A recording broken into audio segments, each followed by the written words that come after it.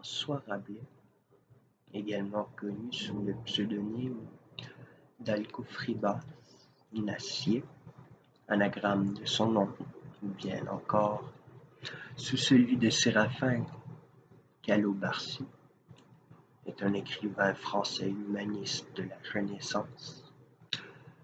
Né à la Devinière à Seuilly, près de Chinon, dans l'ancienne province de Touraine, en 1483-1494 selon les sources, est mort à Paris le 9 avril 1553. Ecclésiastique et anticlérical, chrétien, considéré par certains comme libre penseur, médecin et ayant l'image d'un bon vivant, les multiples facettes de sa personnalité semblent parfois contradictoires. Pris dans la tourmente religieuse et politique de la Réforme, Rabelais se montre à la fois sensible et critique vis-à-vis des grandes questions de son temps. Par la suite, les regards portés sur sa vie et son œuvre ont évolué selon les époques et les courants de pensée. Admirateur d'Érasme, maniant la parodie et la satire, Rabelais lutte en faveur de la tolérance, de la paix, d'une foi évangélique et du retour au savoir de l'Antiquité gréco-romaine, par-delà ces ténèbres gothiques qui caractérisent selon lui le Moyen-Âge, reprenant les thèses de Platon pour contrer les dérives de l'aristotélisme. Il s'en prend aux abus des princes et des hommes d'Église.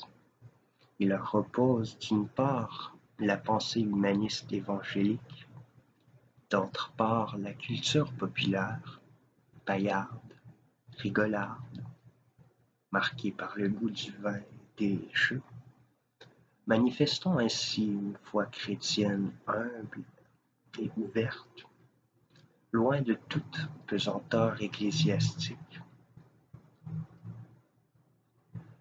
Son réquisitoire à l'encontre des théologiens de la Sorbonne et ses expressions crues, parfois obscènes, lui attire les foudres de la censure des autorités religieuses, surtout à partir de la publication du tiers-livre. Il partage avec le protestantisme la critique de la scolastique et du monachisme, mais le réformateur religieux Jean Calvin s'en prend également à lui en 1550.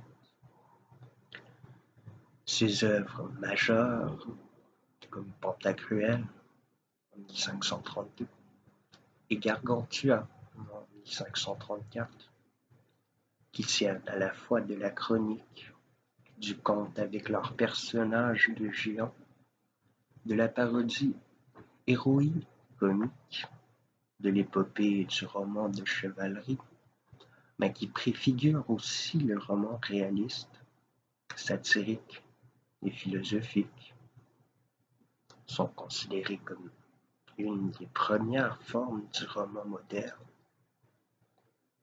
Biographie. De la campagne tourangelle à la vie monastique. Selon une tradition qui remonte à Roger de Vignères,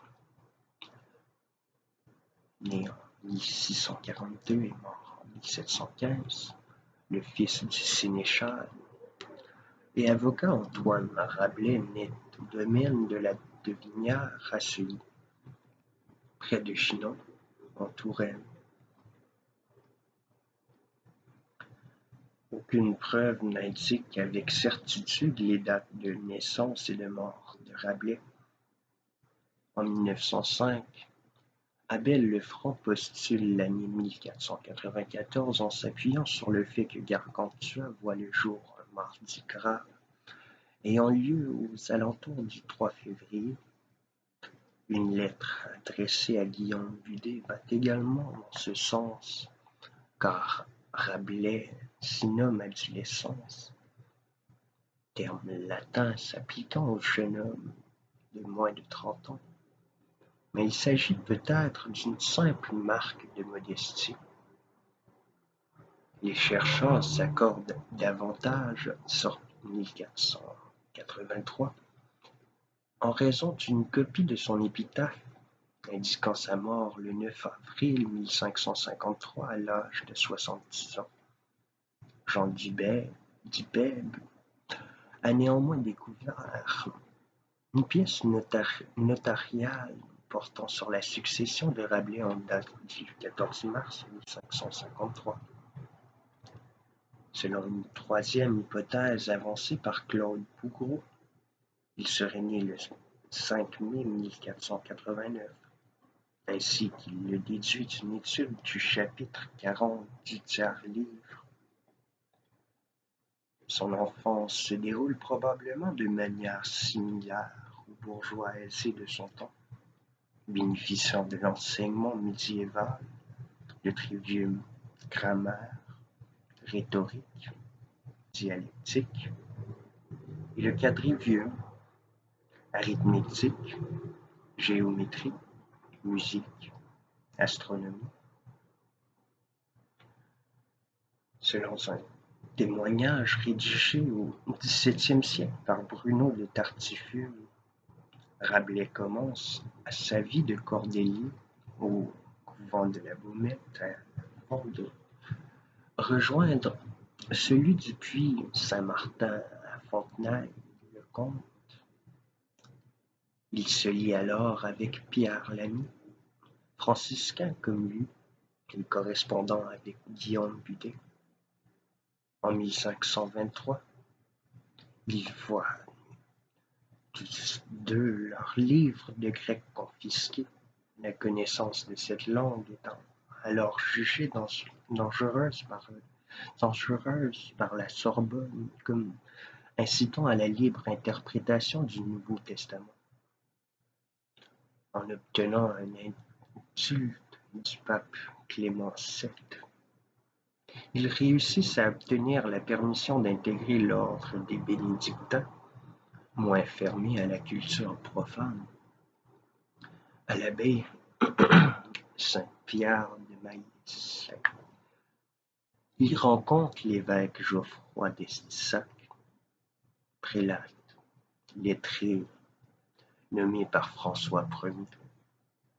Ce dernier prend Rabelais comme secrétaire et le place sous sa protection. Quittant son habit de moine sans demander officiellement l'autorisation, ce qui constitue alors un crime d'apostasie, Rabelais entreprend probablement un séjour à Paris entre 1528 et 1530, en commençant des études de médecine. Il entretient également une liaison amoureuse avec une veuve et devient père de 2 enfants, légitimés en 1540. Vocation de médecin et première œuvre littéraire.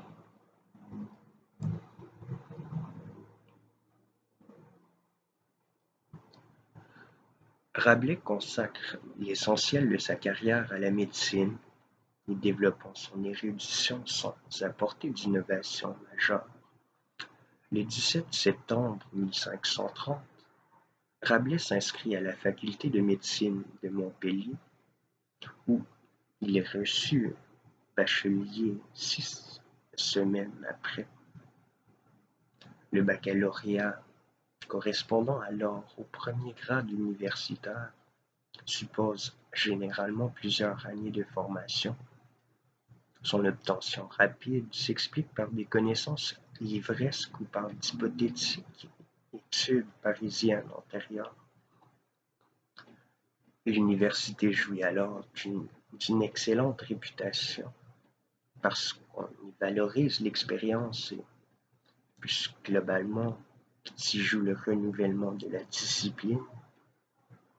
Au printemps 1531, il consacre un enseignement aux commentaires des textes grecs, des aphorismes d'Hippocrate et de l'Ars parva de Gallia. L'originalité de Rabelais ne tient pas dans le choix de ses auteurs qui font autorité, mais dans la préférence qu'il accorde aux manuscrits grecs plutôt qu'à la Vulgate latine découlant de traductions arabes. Il s'intéresse également à la botanique médicale qu'il étudie avec Guillaume Pelletier, ou encore à l'anatomie, assistant au moins à une dissection organisée par Rabelais le 18 octobre 1530. Au printemps 1532, Rabelais s'installe à Lyon, qu'il surnomme Mireille, l'Aigle, la Brumeuse, grand centre culturel où fleurit le commerce de la librairie. Le 1er octobre, il est nommé médecin de l'Hôtel-Dieu de Notre-Dame de la Pitié du Pont, sur Rome, où il exerce par intermittence. D'après le témoignage de ses amis, il acquiert une solide notoriété dans son domaine, comme l'atteste l'ordre élogieuse de Macron. Il figurera d'ailleurs en 1556 dans un répertoire de médecins illustrés, publié à Francfort sur l'Oder. Ses années lyonnaises s'avèrent à Montpellier. Édite les lettres médicinales de Manardi et le testament de Cuspidus. Cet opuscule juridique, comportant le testament d'un romain et contrat de vente de l'Antiquité, s'avère être une supercherie de deux humanistes italiens, découverte à la fin du XVIe siècle. En 1532, Pantagruel sort des presses de Claude Mouret sous le pseudonyme d'Alcofribas Nassi,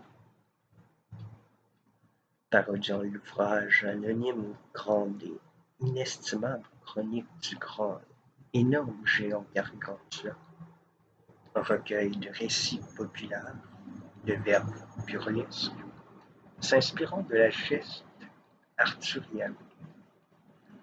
Peut-être que Rabelais n'est pas étranger à l'écriture ou à l'édition de cet ouvrage encore énigmatique, mais d'une qualité littéraire médiocre.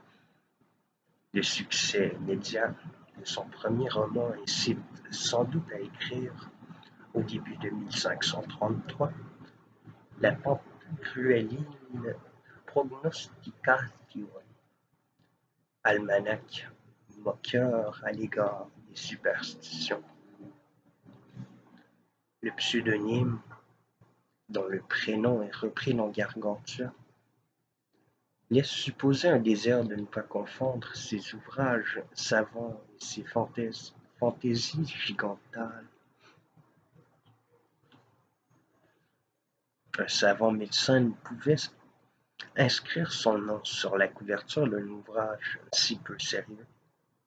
La mention abstracteur de quintessence renvoie, quant à elle, à l'alchimie à la mode du XVIe siècle. Si ce premier roman s'inscrit dans une verve burlesque, il témoigne également déjà de la grande érudition de son auteur qui s'est plu à farcir le texte de références antiques et contemporaines.